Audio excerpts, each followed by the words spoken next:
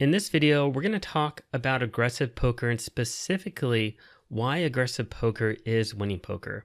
So, in regards to poker and being a poker player, I want you to commit this to memory and understand that aggressive poker is winning poker. And when we think about poker in general, and specifically the different types of players, which we've already talked about, there are two different types, right? There are passive type of players and there are aggressive type of players. Well, when we think about the different two, if aggressive poker is winning poker, well then in the long run, passive poker is losing poker. And we're going to talk about why this is in this lecture. So let's refine my statement a bit further, which we have down here in our important concept box. So it's not just that aggressive poker is winning poker, it's that weak passive poker is losing poker, whereas controlled aggressive poker is winning poker. And hopefully you keyed into this and there's a key word in here, controlled. So going back to our different player types, there are lags, which are our loose aggressive opponents, which play controlled aggressive poker. And then there's our bad aggressive type of opponents that we typically call our maniacs at the table. They played uncontrolled aggressive poker, and that's not winning poker. And then, of course, we have all of our different losing types of players. And for the most part, they're all going to be passive other than that maniac type of a player. So let's go a bit further, and I've already kind of touched on this, but I want to go a bit further in regards to the misconceptions of aggressive poker. And this may be because of how poker is portrayed on TV and how it's televised on ESPN for the WSOP and so forth. And also with different games like Poker After Dark and so forth, and all those big cash games that are on TV. People often think that aggressive poker, and specifically an aggressive poker player, is somebody that's going to be constantly betting and raising and pushing people around at the poker table. And to an extent, yes, that is true. However, we have to go a bit further when we're talking about good aggressive poker player and comparing that to bad aggressive poker player. So because what's happening with this, when it's televised, when it's in movies, when it's on ESPN and they're televising the WSOP and so forth, or maybe you're watching somebody on YouTube and so forth, is that we have to look past that. Because when we see televised or sensationalized aggressive poker, it's that they're grouping good aggressive players with the bad aggressive players.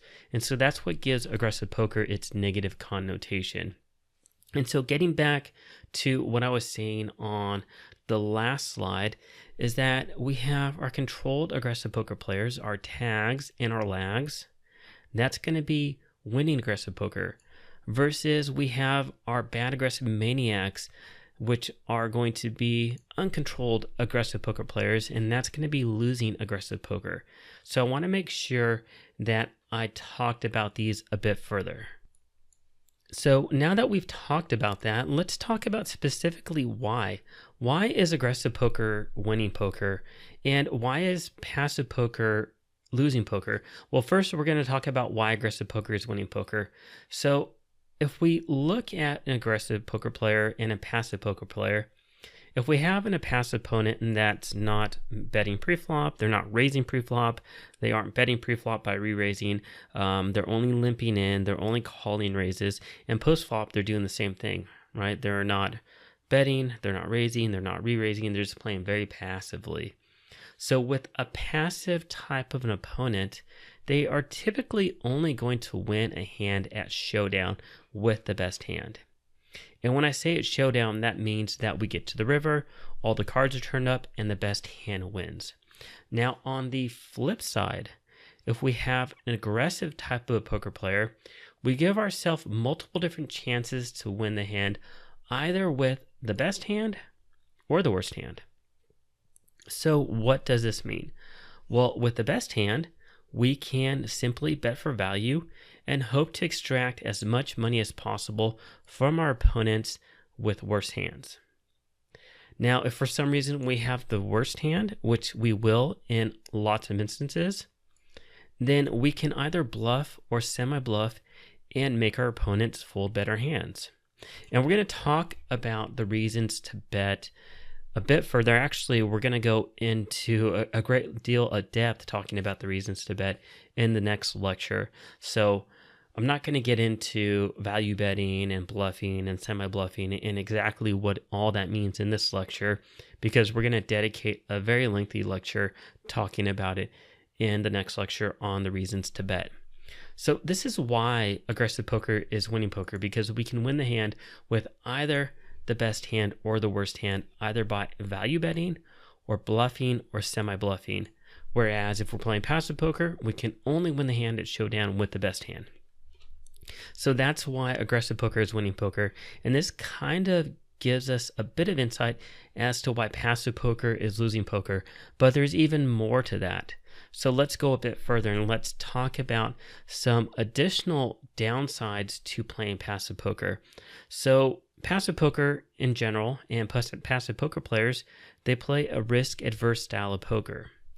And their goal typically is to try to play a hand for as cheaply as possible. So when I say as cheaply as possible, they are not pre-flop raising themselves. They're just going to be either calling a raise or limping, whether that is open limping or over limping. They're not going to be 3-betting either. They're just going to be playing very passively, trying to get to the flop as cheap as possible. So rather than raising at all, they're typically just going to be calling and limping. And then post-flop, they're going to do the same. They're not going to be the type of player that's going to be pushing money into the pot willingly. They will follow somebody else's lead by calling their bets, but they're typically not going to be pushing money into the pot themselves unless they have a very, very strong hand.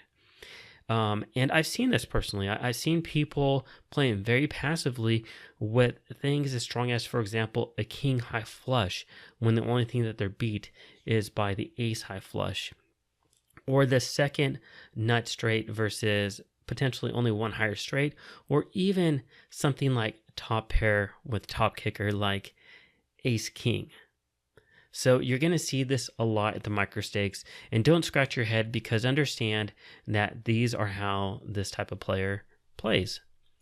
And so I typically call them playing monsters under the bed poker, meaning they're fearing the worst is going to happen in every single hand. So let's talk about why this is going to be a bit to their detriment. Well, the problem with being a passive type of player is that they're going to be exploited by aggressive poker players.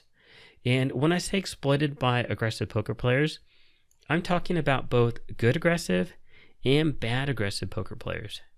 So they can get exploited by tags, they can get exploited by lags, and they can also get exploited by bad aggressive maniacs. So how are they exploited by aggressive poker players? Well, when they limp, a good poker player can simply raise and potentially force them out of the pot.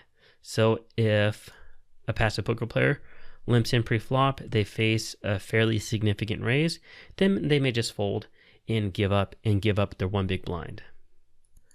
Now, post-flop, let's say that they check, then a good poker player can bet and often make them fold. And this is typically going to occur as either a pure bluff or as a semi-bluff. And when, for some reason, when a passive type of player, and let me actually highlight this in blue because this is important. Yes, not saying that these aren't important, but this is a different type of important. But when a passive type of player does become aggressive, then a good player is going to realize that they're becoming aggressive and they can adjust their hand accordingly. If they think that they are becoming aggressive and the good player has no way of winning the hand, they can just simply fold.